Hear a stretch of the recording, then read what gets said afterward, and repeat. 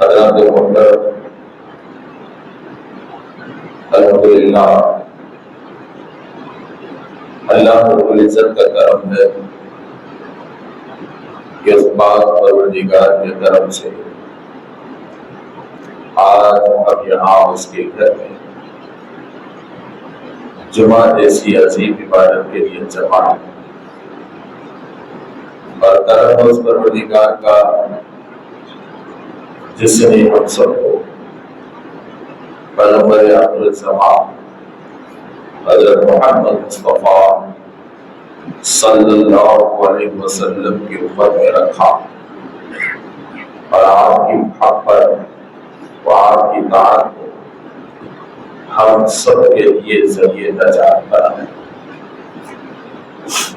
میرے دوستو، اللہ تبارک و تعالیٰ نے اس دنیا میں لوگوں کی ہدایت کے لیے اپنی جانب سے نبی اور رسولوں کو بھیجا، اور اس دنیا میں انبیاء کا سلسلہ، رسولوں کا سلسلہ حضرت آدم علیہ السلام سے شروع ہوتا ہے تو آخری نبی حضرت محمد مصطفیٰ صلی اللہ علیہ وسلم پر ختم ہو جاتا ہے، اور آقا عالم صلی اللہ علیہ وسلم نے جب 40 سال کی عمر میں اپنی نبوت کا اعلان کیا، اپنی نبوت کا اظہار کیا، تو یہاں سے اسلام کے ایک نئے دور کا آغاز ہوا، اور مکے کی زندگی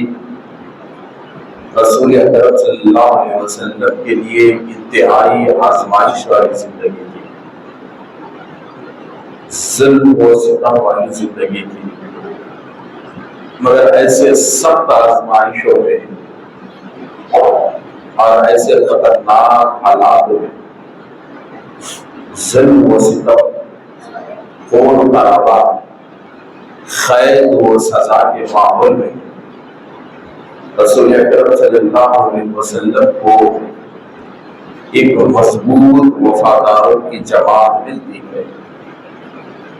اور ان مضبوط وفاداروں کی جماعت کے ذریعے اسلام پھیلتا جاتا ہے، پھیلتا جاتا ہے، پھیلتا جاتا ہے، اور چنانچہ وہ وقت ہجرت آیا، رسول اکرم صلی اللہ علیہ وسلم ہجرت کر کے مدینہ منورہ چلے گئے، اور مدینہ منورہ قیامت تک کے لیے مستقل اسلام کا مرکز بن گیا، اور وہاں آقا عالم صلی اللہ علیہ وسلم نے اپنی مستقل قیامگاہ بنا دی، اور مدینے کی سرزمین سے رسول اکرم صلی اللہ علیہ وسلم کی حیات طیبہ میں اسلام دور دور تک پھیلا، دور دور تک پھیلا، اور ایک وقت ایسا بھی آیا کہ آقا عالم صلی اللہ علیہ وسلم کی حیات ظاہری ختم ہوگی، رسول اکرم صلی اللہ علیہ وسلم مدینہ منورہ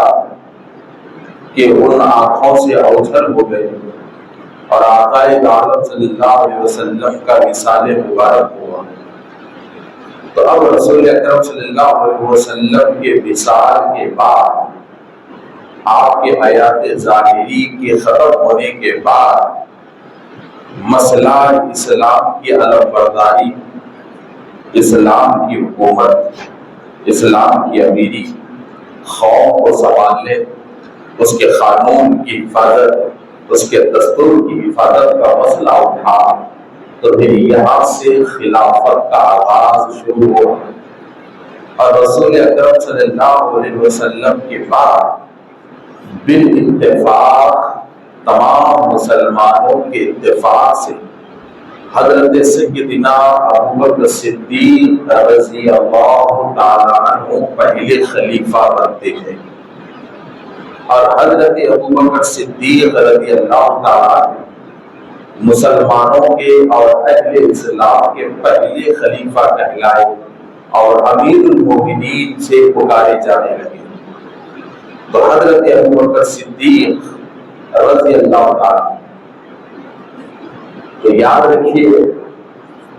کہ حضرت ابوبکر صدیق رضی اللہ تعالیٰ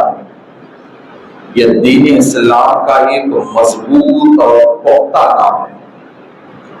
اور حضرت ابوبکر صدیق رضی اللہ تعالیٰ دین اسلام کی ایک اہم شخصیت ہے۔ شریعت اسلامیہ میں اور تاریخ اسلام میں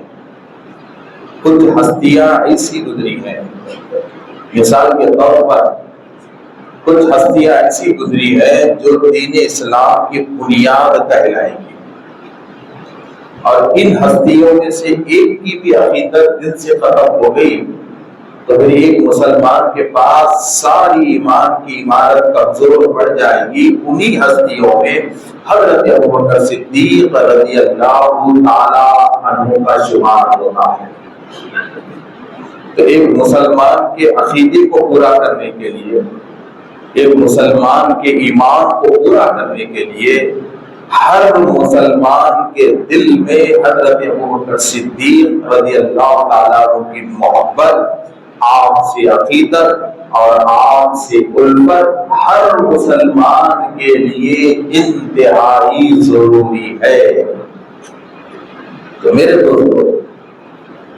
اور اتنا بڑا مقام حضرت ابوبکر صدیق رضی اللہ تعالیٰ عنہ کو کیسے ملا؟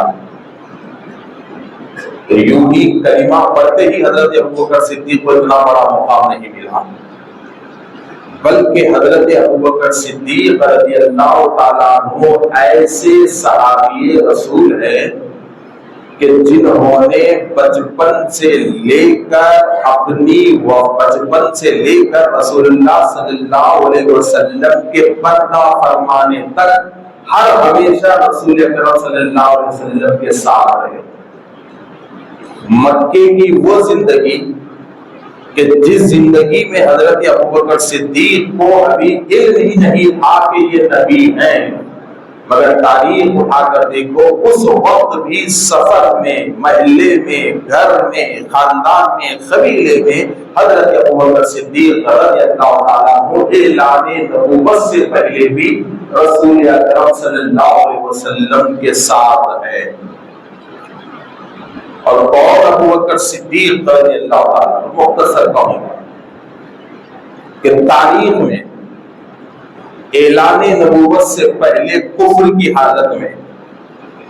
عرب کی سرزمین پر 11 لوگ ایسے تھے جن کی شخصیت کو عرب مانتا تھا، جن کے فیصلوں کو عرب مانتا تھا، جن کی زبان کو عرب مانتا تھا، اور 11 لوگوں کی عرب کے لوگ ہر حال میں عزت کرتے تھے، اور 11 لوگوں میں حضرت ابوبکر صدیق رضی اللہ تعالیٰ عنہ کا شمار ہوتا تھا کہ ہر حالت میں زمانے کفر میں عرب کی سرزمین پر اور عرب کے ہر قبیلے میں حضرت ابوبکر صدیق رضی اللہ تعالیٰ عنہ کی ذات اور آپ کی شخصیت ہر ایک کے پاس مقبول تھی، اور ہر ایک کے پاس قابل عزت شخصیت، قابل عظمت شخصیت ہر ایک کے پاس حضرت ابوبکر صدیق تھے۔ اور میرے دوستو، پھر دیکھیے کہ رسول اکرم صلی اللہ علیہ وسلم نے جب نبوت کا اعلان کیا تو حضرت ابوبکر صدیق کو یہ شرف حاصل ہوتا ہے کہ مردوں میں سب سے پہلے ایمان لانے والی شخصیت حضرت ابوبکر صدیق ہے۔ مردوں میں سب سے پہلے ایمان لانے والی شخصیت حضرت ابوبکر صدیق ہے، اور جوانوں میں اور بچوں میں، یہاں ایک چیز کو ذہن میں رکھیے، مردوں میں حضرت ابوبکر صدیق ہے، اور اس وقت تاریخ بتاتی ہے کہ اس وقت حضرت ابوبکر صدیق رضی اللہ تعالیٰ عنہ کی عمر رسول اکرم صلی اللہ علیہ وسلم سے 1.5 سال یا 2 سال چھوٹی عمر تھی۔ تو مردوں میں سب سے پہلے حضرت ابوبکر صدیق کو ایمان لانے کا شرف حاصل ہے۔ جوانوں میں اور بچوں میں مولا علی مشکل کشا کرم اللہ وجہ الکریم کو اپنے ایمان کے اظہار کا شرف حاصل ہے، اور عورتوں میں اپنے ایمان کے اعلان کرنے والی عورتوں میں ام المومنین بی بی خدیجہ الکبریٰ علیہ السلام کا سب سے پہلا نمبر عورتوں میں آتا ہے۔ تو اللہ تبارک و تعالیٰ نے حضرت ابوبکر صدیق رضی اللہ تعالیٰ عنہ کے دل میں بے انتہا اور بے مثال محبت رسول اکرم صلی اللہ علیہ وسلم کی ڈالی تھی، اور آپ ایسے زمانے میں ایمان لائے تھے کہ جب کہ خود آپ کا گھر مکمل طور پہ اسلام کا مخالف تھا، اور خود آپ کا گھر بلکہ خود آپ کا باپ اور آپ کا قبیلہ رسول اکرم صلی اللہ علیہ وسلم کا دشمن پر بیٹھا تھا۔ تو ایسے خطرناک ماحول میں کہ ایک منٹ کے لیے بھی کسی کا یہ کہنا کہ میں مسلمان ہوں اگر یہ کہتا تو اس کے لیے جان کا خطرہ بن جاتا، تو ایک منٹ کے لیے بھی اپنے اسلام کا اظہار اس دور میں بڑا ہی خطرناک سمجھا جاتا تھا۔ تو ایسے خطرناک ماحول میں حضرت سیدنا ابوبکر صدیق رضی اللہ تعالیٰ عنہ ایمان لاتے ہیں اور ثابت قدم رہتے ہیں۔ تو ایک مسلمان کو ایمان میں ثابت قدمی کیسے رہنا چاہیے، اور ایک مسلمان کے لیے ایمان میں مضبوطی کیسے رہنا چاہیے، اور ایک مسلمان کے لیے اللہ اور اس کے رسول کی بارگاہ میں اپنا سب کچھ لٹانے کا جذبہ کس حد تک رہنا چاہیے، اگر ایک مسلمان یہ جاننا چاہتا ہے تو اس کو حضرت ابوبکر صدیق کی زندگی پڑھنا ہوگا۔ اس لیے کہ حضرت ابوبکر صدیق نے ہر میدان میں اپنی قربانی کو پیش کیا، ہر چیز میں اپنی قربانی کو پیش کیا اسلام کے لیے، ہر مقام پہ اسلام کے لیے اپنی قربانی کو پیش کیا، اور قربانیوں کا کوئی ایسا میدان حضرت ابوبکر صدیق نے باقی نہیں رکھا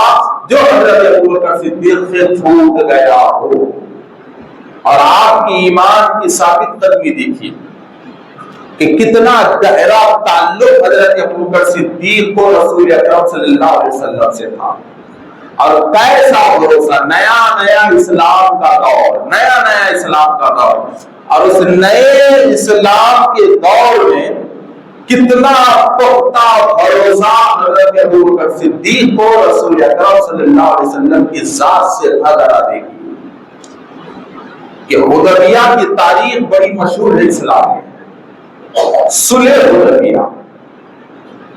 صلح حدیبیہ میں رسول اکرم صلی اللہ علیہ وسلم جب طواف کعبے کی نیت سے، عمرے کی نیت سے مدینے سے اپنے صحابہ کو لے کر نکلتے ہیں احرام کی حالت میں، تو حدیبیہ کے مقام پر کفار روک دیتے ہیں اسلامی قافلے کو، حالانکہ مسلمانوں کا ارادہ جنگ نہیں تھا، لڑنا نہیں تھا، طواف کعبہ تھا، عمرہ تھا، روک دیا گیا، طواف کعبے کی اجازت نہیں دی گئی۔ رسول اکرم صلی اللہ علیہ وسلم نے تمام حضرات سے کہا، تمام صحابہ سے کہا حدیبیہ ہی میں قیام کیا جائے، اور وہیں پہ قیام رہا۔ اب تاریخ میں سب سے اہم اور سب سے انقلابی اگریمنٹ لکھا جاتا ہے۔ حدیبیہ کی تاریخ بہت بڑی ہے، حدیبیہ کا واقعہ بہت بڑا ہے، انشاءاللہ تعالیٰ کبھی موقع ملا تو صلح حدیبیہ پہ تفصیلی کتاب ہوگا۔ انقلابی دن ہے صلح حدیبیہ کے اسلام کے لیے۔ تو صلح لکھی جا رہی تھی، صلح، اس صلح میں، اس اگریمنٹ میں ایک جملہ یہ تھا کہ جو مسلمان مکے فی الوقت موجود ہے وہ رسول اللہ کے ساتھ مدینہ نہیں جائے گا۔ یعنی کہ کون سا مسلمان؟ جو مکے میں رہ کے اسلام قبول کیا، مکے میں رہ کر جو اسلام قبول کیا، یعنی اس زمانے میں کچھ ایسے بھی مسلمان تھے جو خفیہ طور پہ مدینہ جا چکے تھے، اسلام قبول کر کے واپس اپنے گھر مکہ میں رہا کرتے تھے، تو ان کو قید و بندش میں ڈالنے کے لیے اگریمنٹ میں لکھا گیا کہ ایسا کوئی مسلمان اب مکے سے مدینہ نہیں جائے گا جو مسلمان بن کے مکے میں بیٹھا ہوا ہے، اور اگر کوئی مسلمان مکے سے مدینہ چلا گیا، اگر کوئی آدمی مکے سے مدینہ چلا گیا اور وہاں جا کر مسلمان ہوا تو پھر رسول اللہ صلی اللہ علیہ وسلم اسے مدینے میں جگہ نہیں دیں گے، اسے واپس مکہ بھیج دیں گے، واپس مکہ بھیج دیں گے۔ تو بظاہر تو یہ ظلم دکھتی ہے، لائن ہے نا، یہ لائن ایک قسم کا ظلم دکھتی ہے، مگر مستقبل کو رسول اللہ جان رہے تھے، اور رسول اللہ نے جب اس لائن کو رسول اللہ کو سنایا گیا تو رسول اللہ خاموش رہے، مگر صحابہ کرام کو اس لائن میں بڑا ظلم دکھا، کفار کی زبردستی دکھی، ان کا زور دکھا۔ اتنے میں کیا ہوا آپ کا معلوم ہے؟ ابو جندل صحابی رسول جو خفیہ طور پہ مدینہ جا کے مسلمان ہو کے مکے میں تھے، اور مکے والوں کو معلوم ہو گیا تھا کہ یہ مسلمان ہو چکے ہیں، تو ان کو قید کر دیا گیا، زنجیروں سے باندھ دیا گیا تھا، اور وہ زنجیروں کی قید میں مکے کی گلیوں میں پھرا کرتے تھے، اور ان کو اتنا مارا گیا کہ اب ان کے پیروں میں چلنے کی طاقت نہیں تھی۔ تو جب انہیں معلوم ہوا کہ رسول اللہ حدیبیہ کے مقام پر رکے ہوئے ہیں تو وہ سینے کے بل گھسیٹتے ہوئے حدیبیہ کے مقام پہ آئے، اور ایسے وقت ابو جندل سینے کے بل گھسیٹتے ہوئے سینے کے بل حدیبیہ کے مقام پر آئے کہ ابھی رسول اللہ صلی اللہ علیہ وسلم اس اگریمنٹ کے پیپر پر، اس صلح نامے کے پیپر پر دستخط کرنے والے ہیں۔ تو ایسے میں ابو جندل نے پکارا، یا رسول اللہ مجھے مدینہ لے جائیے، مجھے مدینہ لے جائیے، اب آپ آ چکے ہیں تو میں بھی آپ کے ساتھ مدینہ جاتا ہوں، مدینہ جانا چاہتا ہوں، مدینہ لے جائیے، میری حالت دیکھیے کہ انہوں نے میری حالت کو کیسی کر دیا۔ تو رسول اللہ نے ابو جندل کی حالت کو دیکھا، جسم پہ کوئی ایسا مقام نہ تھا جو زخم سے بچ گیا، اتنا ظلم کیا، زنجیروں میں جکڑ دیا گیا، چلنے کی طاقت نہیں ہے، سینے کو رگڑتے ہوئے سینے کے بل آ رہے ہیں رسول اللہ کے پاس۔ تو کفار نے روک دیا ابو جندل کو، کہا کہ تم مدینہ نہیں جا سکتے۔ تو رسول اکرم صلی اللہ علیہ وسلم نے کہا کہ ابو جندل مدینہ کیوں نہیں آ سکتا؟ ابھی تو نہ تم نے اس پیپر پہ دستخط کیے، نہ میں نے دستخط کیا، ابھی صلح نامہ شروع ہی نہیں ہوا، دستخط باقی ہے۔ یہ قانون تو اس وقت نافذ ہوگا جب ہم دونوں دستخط کریں گے، اور ابو جندل تو دستخط سے پہلے ہمارے پاس آیا ہے، مگر ہر دھرمی زور اور ظلم کی انتہا یہ رہی کہ خود ابو جندل کا باپ مخالفت میں اترا اور کہا کہ میں میرے بیٹے کو مدینہ جانے کی اجازت نہیں دوں گا۔ تو اس وقت حضرت ابو جندل پہ ایسی بجلیاں گری کہ ابو جندل حضرت عمر کے پاس گئے، اور عمر کے پاس جا کر اپنے سینوں کے زخموں کو بتایا، اپنے ہاتھوں کے زخموں کو بتایا، پیٹھ کی اکھڑی ہوئی چمڑی کو بتایا، اور کہا کہ عمر دیکھو ان لوگ ان پہ کتنا ظلم کر رہے ہیں، کیسے مار رہے ہیں، ایک اچھا موقع ہے مجھے مدینہ جانے کا، آپ رسول اللہ سے میری سفارش کیجئے کہ رسول اللہ مجھے مدینہ لے جائے۔ مگر حضرات محترم ذرا دیکھیے کہ حضرت عمر نے جب ابو جندل کی حالت دیکھی تو عمر کا خون گرم ہو گیا، آپ آپے سے باہر ہو گئے، آپ جلال میں آ گئے، اپنی تلوار آپ جلال میں آ گئے، اور رسول اکرم صلی اللہ علیہ وسلم کی بارگاہ میں آئے اور کہا کہ یا رسول اللہ کیا ہم حق پر نہیں ہیں؟ پوچھا یا رسول اللہ کیا ہم حق پر نہیں ہیں؟ کہ ہمارا خدا ایک نہیں ہے؟ کیا ہمارا خدا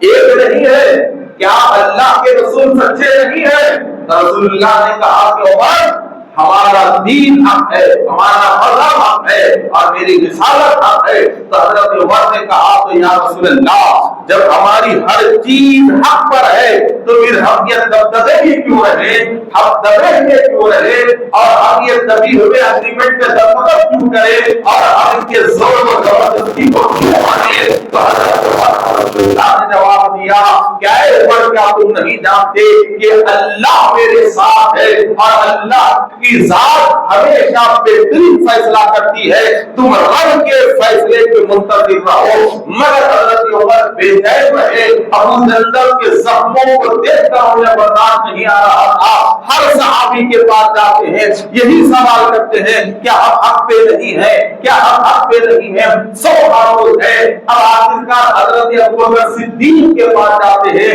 کیونکہ وہ سب سے سینئر ہے، جا کر کہتے ہیں کہ ابوبکر یہ ماجرا کیا ہے؟ ابو جندل کے زخموں کو دیکھو اور ان کفار کی زور و زبردستی کو دیکھو، اور ادھر رسول اکرم صلی اللہ علیہ وسلم صلح کے پیپر پر دستخط کرنے جا رہے ہیں، تو میرے کو حضرت ابوبکر صدیق کا تاریخی جملہ حضرت عمر کے لیے تھا، کیا تھا کہ اے عمر اپنے جذبات کو ٹھنڈے رکھو اور رسول اکرم کے دامن کو مضبوطی سے تھامے رہو۔ رسول اکرم کے دامن کو مضبوطی سے تھامے رہو۔ کیا تم نہیں جانتے کہ اللہ کے حکم کے بغیر ہمارے نبی کوئی فیصلہ نہیں کرتے،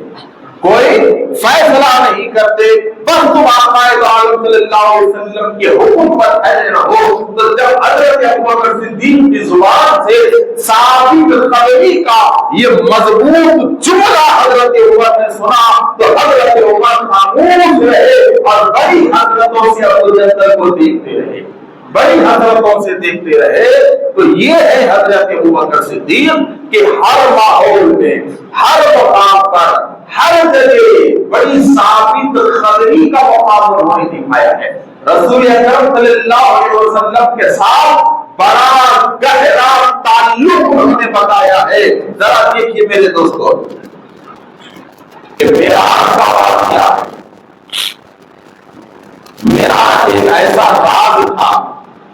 کہ رسول اکرم صلی اللہ علیہ وسلم صبح اپنی زبان سے بتانے تک کسی کو پتہ ہی نہیں تھا کہ آقا رات میں گئے کہاں آئے کہاں، گئے کہاں آئے کہاں، یہ کسی کو معلوم ہی نہیں تھا، ایسا راز تھا میرا۔ صبح ہوئی، اہل مکہ کو رسول اللہ نے جمع کیا اور اہل مکہ کو معراج کے سفر کے بارے میں رسول اللہ نے کہا، تو پہلے ہی وہ موقع دیکھ رہے تھے کچھ نہ کچھ خامی نکالنے کا، تو اہل مکہ ایک دوسرے کو بول کے مذاق اڑانے لگے، اور رسول اللہ نے معراج میں اہل مکہ کے سامنے آسمانی سفر کا ذکر ہی نہیں کیا، صرف اتنا کہا کہ رات میں میں مکہ گیا، فلسطین گیا اور واپس آیا، مسجد اقصی گیا اور میں واپس آیا، اتنا کہا۔ تب یہ لوگ ایک دوسرے سے مذاق اڑانے لگے اور سوچا کہ بڑا اچھا معاملہ ہے، اب یہ چیز کو ہم مسلمانوں کی سائیکالوجی پہ استعمال کریں گے اور مسلمانوں کو واپس ہم ہمارے پرانے مذہب پہ پھیر دیں گے۔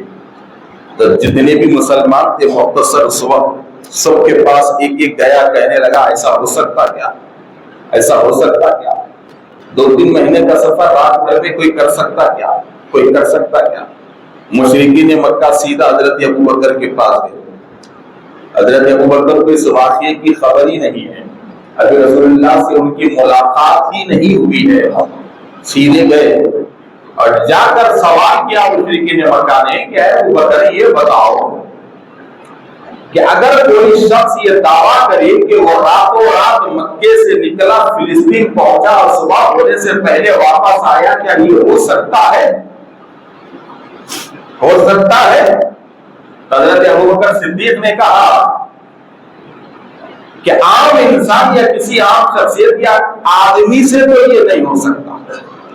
کہا کہ اگر کوئی یہ دعویٰ کرے تو یہ ہو ہی نہیں سکتا۔ تو بڑے خوش ہو گئے، تو کہا ابوبکر چلیے، کہا کہ یہ دعویٰ کرنے والا کوئی غیر نہیں ہے، تمہارے نبی ہے، تمہارے نبی ہے۔ وہ کہتے ہیں کہ رات میں مکہ گئے، فلسطین میں ٹھہرے، مسجد اقصی کی زیارت کی اور واپس آئے، تو حضرت ابوبکر نے کہا کہ ذرا ٹھہرو، اگر میرے نبی نے یہ کہا ہے تو میں اس بات پہ ایمان لاتا ہوں، اگر انہوں نے کہا ہے تو میں اس بات پہ ایمان لاتا ہوں، اس لیے کہ رسول اللہ سے ایسا ہو سکتا ہے، اللہ ان سے ایسا سفر کروا سکتا میں وہ اللہ کے نبی ہے اور ان کے سفر میں میں ایمان رکھتا ہوں اور اس سفر کی میں تصدیق کرتا ہوں. تو رسول اکرم صلی اللہ علیہ وسلم سے بغیر پوچھے، رسول اکرم صلی اللہ علیہ وسلم سے بغیر جانے مکے کی سرزمین پر سفر معراج کی تصدیق کرنے والی پہلی شخصیت کا نام حضرت ابوبکر صدیق ہے اور اسی روز سے دنیا انہیں صدیق کہہ کر پکارنے لگی، صدیق کہہ کر پکارنے لگی. اور حضرات محترم پھر دیکھیے کہ حضرت ابوبکر صدیق رضی اللہ تعالیٰ عنہ کا رسول اکرم صلی اللہ علیہ وسلم سے عشق کا معاملہ، عشق کی گہرائی کیسی تھی، کیسی گہرائی، رتی برابر بھی اس زمانے میں رسول اکرم صلی اللہ علیہ وسلم کی شان میں آپ گستاخی برداشت نہیں کر سکتے تھے کافروں کے درمیان رہ کر. ایک چیز مجھے یاد آئی تھی،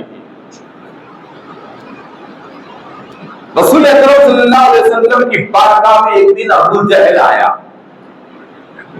اور ابو جہل آ کر ٹھہر گیا، رسول اللہ کو گھور کے دیکھنے لگا. صحابہ کرام ہیں اور صحابہ کرام ابو جہل کی حرکت کو دیکھ رہے ہیں کہ یہ کیا کرے گا، بڑا گھورا. تو میرے نبی نے پوچھا کیوں آئے ہو؟ تو ابو جہل نے کہا کہ ایک حقیقت بیان کرنے آیا ہوں.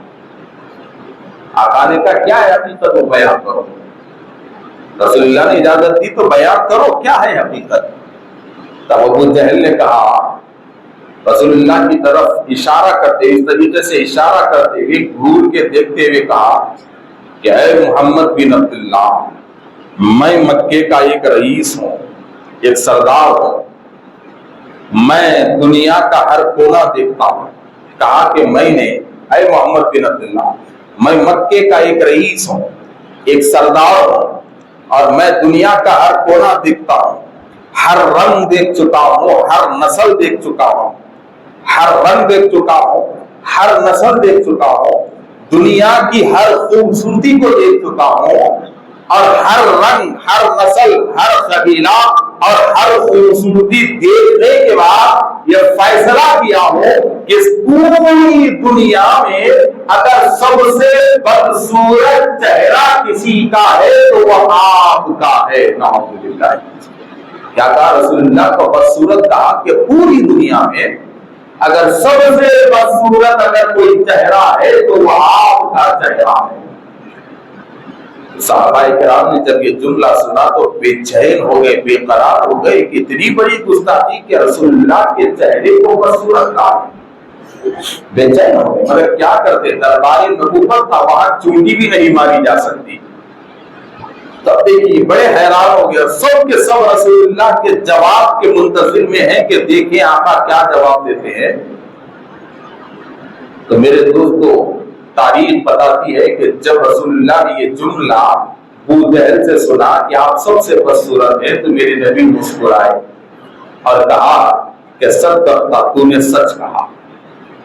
مجھے بدصورت کہتا ہے اور میرا چہرہ تیرے سامنے بدصورت نظر آتا ہے، تو نے سچ کہا. اب یہ ملعون خوش ہو گیا کہ چلو زندگی میں کوئی بات تو میری مان لیے، مگر ادھر صحابہ بے چین ہیں کہ ایسا چہرہ کہ جس چہرے کی چمک کے سامنے چاند پھیکا پڑ جائے. اگر رسول اللہ باہر نکلے تو چراغوں کی ضرورت نہ پڑے، چہرے کی نور کی روشنی میں لوگ راستہ طے کر لیں. ایسا روشن اور حسین اور جمیل چہرہ بدصورت کیسے ہو سکتا ہے؟ وہ بھی ابو جہل کہہ دیا، رسول اللہ نے تصدیق کر دی. سب کے دل میں یہ بات مچل رہی تھی کہ رسول اللہ نے ایسا کیوں کہا، ایسا کیوں کہا، ایسا کیوں کہا. تو مجمع میں حضرت ابوبکر صدیق بھی تھے، وہ سامنے آئے اور باواز بلند کہا کہ یا رسول اللہ، میرے ماں باپ آپ کے قربان، میں بھی ایک تاجر ہوں، میں بھی ایک سیٹ ہوں، میں بھی کاروبار کرنے والا ہوں اور آپ کے ابوبکر نے بھی دنیا کے ہر کونے کو دیکھا ہے، ہر رنگ کو دیکھا ہے، ہر نسل کو دیکھا ہے، ہر قبیلے کو دیکھا ہے، ہر خوبصورتی کو دیکھا ہے، ہر بدصورتی کو دیکھا ہے. حضرت ابوبکر کہتے ہیں یا رسول اللہ، قسم ہے اس خدا کی جس کے ہاتھ औलाद में अबू बकर की जान है। मैं खुदा की कसम खा के कहता हूं कि पूरी दुनिया में अगर सबसे हसीन व जमील किसी का चेहरा है तो आपका चेहरा है, और आपसे हसीन या दुनिया में ना है और ना होगा। इतना जुमला हजरत अबू बकर ने कहा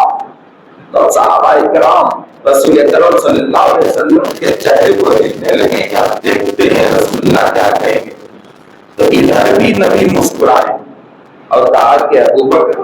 मैं तुम्हें हसीन व जमील नजर आता हूं, सद्दक़ता, तुमने भी सच कहा, तुमने भी सच कहा। अब मजमे में जो लोग थे और दोनों की जो बातें सुन चुके थे वो बड़े हैरान है कि ये कैसे हो सकता है, इसलिए कि एक रंग दो में जमा नहीं हो सकते। जो काला होता है वो गोरा नहीं होता, जो गोरा होता है वो काला नहीं होता, जो बदसूरत होता है वो खूबसूरत नहीं होता, जो खूबसूरत होता है वो बदसूरत नहीं होता। जबकि मेरे नबी तो बेमिसाल है, बेमिसाल है, सरापा नूर है,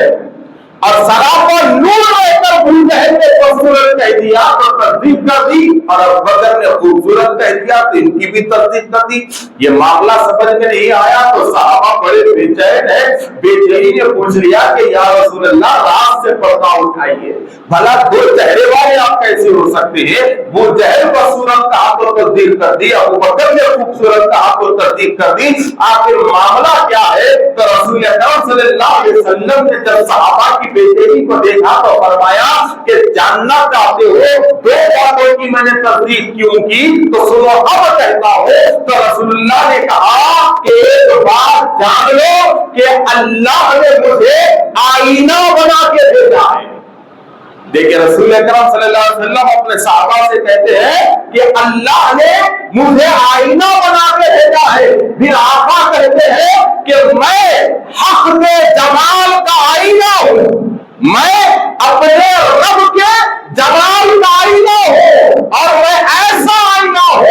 कि जो मेरे सामने आता है तो उसे मैं नजर नहीं आता, बल्कि मुझ में वो अपना आप देख लेता है, मुझ में वो अपना आप देख लेता है। तो ये अबू जहल दिल में नफरत लेके मेरे सामने आया, दिल में कुफ्र लेके मेरे सामने आया, दिल में बेअदबी लेके मेरे सामने आया, दिल में गुमराही लेके मेरे सामने आया, तो मैं उसे बदसूरत नजर आया। और ये मेरा अबू बकर मोहब्बत लेके मेरे सामने आए, उल्फत लेके मेरे सामने आए, ईमान लेके मेरे सामने आए, तो मैं खूबसूरत नजर आया। तो रसूलुल्लाह कहते हैं कि मैं आईना हूं और हर कोई मुझ में अपनापन देखता है, खुद का चेहरा खुद देख लेता है, मगर मेरी हकीकत को कोई नहीं देख सकता, मेरी हकीकत को कोई नहीं देख सकता। तो अगर आते हुआ तो पता चला कि इसके मुस्तफा के लिए नजर अबू बकर सिद्दीक चाहिए, ईमान मुकम्मल करने के लिए हजरत अबू बकर की नजर चाहिए, रसूलुल्लाह के वफा में कामयाब होने के लिए हजरत अबू बकर सिद्दीक की नजर चाहिए, मैदान जिहाद में कामयाब होने के लिए हजरत अबू बकर सिद्दीक की नजर चाहिए, एक बावफा उम्मती साबित होने के लिए हजरत अबू बकर की नजर चाहिए, हजरत अबू बकर की नजर चाहिए। मेरे दोस्तों, कौन अबू बकर सिद्दीक कि हर मैदान में बड़ी बड़ी कुर्बानियां, हर मैदान में बड़ी बड़ी कुर्बानियां, बड़ी बड़ी कुर्बानियां हर मैदान में हजरत अबू बकर सिद्दीक की। कैसी कैसी कुर्बानियां देखिए कि कभी अपने घर में जब से इस्लाम लाए उस वक्त से लेके आखिरी दम तक कभी अपने घर में रुपया पैसा जमा ही नहीं रखा, आता गया लुटाते गए, आता गया लुटाते गए। तारीख इस्लाम का बड़ा मशहूर वाकया कि मुख्तसर करके कहूंगा कि एक वक्त ऐसा आया कि लश्कर बांधा गया, मैदान जंग में जा रहे हैं, अब लश्कर की मदद की जरूरत है। तो रसूल अकरम सल्लल्लाहु अलैहि वसल्लम ने ऐलान किया कि है कोई जो अल्लाह की राह में दीन इस्लाम को मजबूत करने के लिए अपने घरों से कुछ पेश करे। तो सारे सहाबा चले गए। तो जब कभी रसूल अकरम सल्लल्लाहु अलैहि वसल्लम ऐलान करते थे इस्लाम की राह में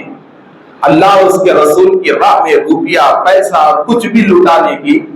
تو ہر دور میں لٹانے میں آگے سب سے پہلے حضرت ابوبکر صدیق رہے۔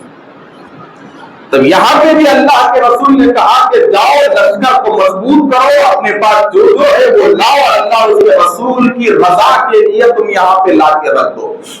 تو سارے صحابہ گئے، جس سے جو بن پڑا لائے، جس سے جو بن پڑا لائے۔ تو حضرت عمر فاروق رضی اللہ تعالیٰ عنہ کہتے ہیں کہ میں ہر وقت یہ منظر دیکھتا اور کہ جب کبھی رسول کریم صلی اللہ علیہ وسلم اللہ کی راہ میں مال لٹانے کی بات کرتے تو سب سے آگے ابوبکر صدیق رہتے، مگر جس وقت حضرت رسول اللہ نے اعلان کیا تھا تو حضرت عمر کہتے ہیں کہ اس وقت حضرت ابوبکر صدیق کی حالت تھوڑی کمزور پڑ گئی تھی، آپ کا کاروبار کچھ دنوں کے لیے رک گیا تھا اطراف میں قحط رہنے کی وجہ سے، اور حضرت عمر کہتے ہیں کہ ان کی اندرونی حالت میں جانتا تھا کہ ان کے پاس پیسہ زیادہ نہیں تھا، تو حضرت عمر سمجھے کہ چونکہ میرے پاس آج ابوبکر سے زیادہ پیسہ ہے، لہذا میں آج ابوبکر سے آگے نکل جاؤں گا اور آج ابوبکر اللہ کی راہ میں لٹانے میں میرے سے پیچھے رہ جائیں گے۔ یہ سوچ کر حضرت عمر گھر گئے اور جو دینا تھا روپیہ پیسہ اناج مال جو ہے وہ اٹھائے اور اپنی باری کے انتظار میں رہے۔ تو ادھر سے حضرت ابوبکر صدیق بھی کوٹلی لائے، اپنی باری کے انتظار میں رہے، دونوں نے پیش کیا تو حضرت عمر کی جب مال کو رسول اللہ نے دیکھا تو رسول اللہ نے حضرت عمر سے سوال کیا کہ عمر کیا گھر کے لیے کچھ چھوڑا ہے کہ نہیں ہے؟ تو حضرت عمر نے جواب دیا بے شک یا رسول اللہ، گھر میں جتنا مال تھا سارا جمع کیا، مال کے 2 حصے کیا، ایک حصہ گھر والوں کے لیے چھوڑ دیا اور دوسرا حصہ اللہ اور اس کے رسول کے لیے یہاں پہ لا کے رکھ دیا، اللہ اور اس کے رسول کی راہ میں یہاں پر لا کے رکھ دیا۔ تو سارا مجمع حیران ہو گیا کہ عمر کتنی بڑی قربانی کہ آدھی دولت گھر میں رکھ دیے اور آدھی دولت اسلام کے نام پہ قربان کرنے کے لیے لا لیے۔ عمر نے اتنی بڑی قربانی دی، حضرت ابوبکر کی باری آئی تو حضرت ابوبکر صدیق نے اپنا مال سامنے رکھا تو رسول اللہ نے پوچھا کہ اے ابوبکر گھر والوں کے لیے کچھ چھوڑا ہے کیا نہیں؟ تو حضرت ابوبکر صدیق جذبات میں آ گئے، کیفیت میں آ گئے اور کہنے لگے کہ یا رسول اللہ گھر میں جتنا مال تھا سارا جمع کیا اور سارا مال اللہ اور اس کے رسول کی راہ میں لٹا دیا اور گھر والوں کے لیے اللہ اور اس کے رسول کی محبت کا چھوڑ کے آ گیا۔ اب میرے گھر میں اللہ اور اس کے رسول کی محبت کیا چیز رہی ہے، سارا مال آپ کے قدموں میں، سارا مال آپ کے قدموں میں ہے۔ تو وہ ابوبکر صدیق جو زندگی کی ہر سانس ان کی عشق رسول میں گزرتی تھی، زندگی کا ہر لمحہ جن کا عشق رسول سے گزرتا تھا، تو اس مہینے کی 22 تاریخ کو آپ کے وصال کا دن ہے، 22 جمادی الثانی یعنی اتوار کے دن حضرت ابوبکر صدیق رضی اللہ تعالیٰ عنہ کی وصال کا دن ہے۔ کون ابوبکر؟ تو ایک چیز ذہن میں رکھیے، ابوبکر یہ آپ کی کنیت ہے، ابوبکر یہ آپ کی کنیت، صدیق یہ آپ کا لقب اور آپ کا حقیقی نام، آپ کا حقیقی نام عبداللہ، آپ کا گھر کا نام جو آپ کے والد نے رکھا تھا عبداللہ، اور آپ کے والد صاحب کا نام عثمان جو ابو قحافہ سے مشہور ہوئے، اصل نام والد کا عثمان، عبداللہ بن عثمان، مگر رسول اللہ کی نسبت نے انہیں ابو بکر بنا دیا، انہیں صدیق بنا دیا، انہیں امیر المومنین بنا دیا، خلیفۃ المسلمین بنا دیا، اور رہتی دنیا تک قیامت تک کے لیے مسلمانوں کے دلوں میں ان کی محبت کو ڈال دیا۔ تو 22 جمادی الثانی کو اتوار کے دن ایسی عظیم شخصیت کہ جن کی زندگی کا ایک ایک لمحہ اسلام کی قربانی کے لیے رہا، اور ایسی شخصیت جو اسلام کے لیے ہر ہمیشہ بیک بون بن کے سامنے ٹھہری رہی، اور ایسی شخصیت کہ جو میدان بدر اور دیگر میدانوں میں جن کا عظیم الشان کردار رہا، جن کا عظیم الشان کردار رہا، اور ایسی شخصیت جو کہنے لگی کہ اگر میدان جنگ میں حالت کفر میں اگر میرا بیٹا عبد الرحمان بھی میری تلوار کے نیچے آ جاتا تو میں یہ نہیں سوچتا تھا کہ میرا بیٹا عبد الرحمان ہے، بلکہ میں یہ دیکھتا تھا کہ اس کے دل میں ایمان ہے کہ یا نہیں ہے۔ ایسی عظیم الشان شخصیت کا مثال باوی جماعت ثانی کو ہے۔ تو آپ حضرات سے گزارش ہے کہ اپنے اپنے گھروں میں باوی جماعت ثانی کو مختصر سے وقت کے لیے حضرت ابوبکر صدیق کے ایصال ثواب کی محفل کو مقرر کریں اور دعا کریں کہ اللہ تبارک و تعالی ہم سب کو خلفائے راشدین، صحابہ کرام اور اہل بیت اطہار کی محبت سے مستفیض فرمائے۔ والحمدللہ رب العالمین۔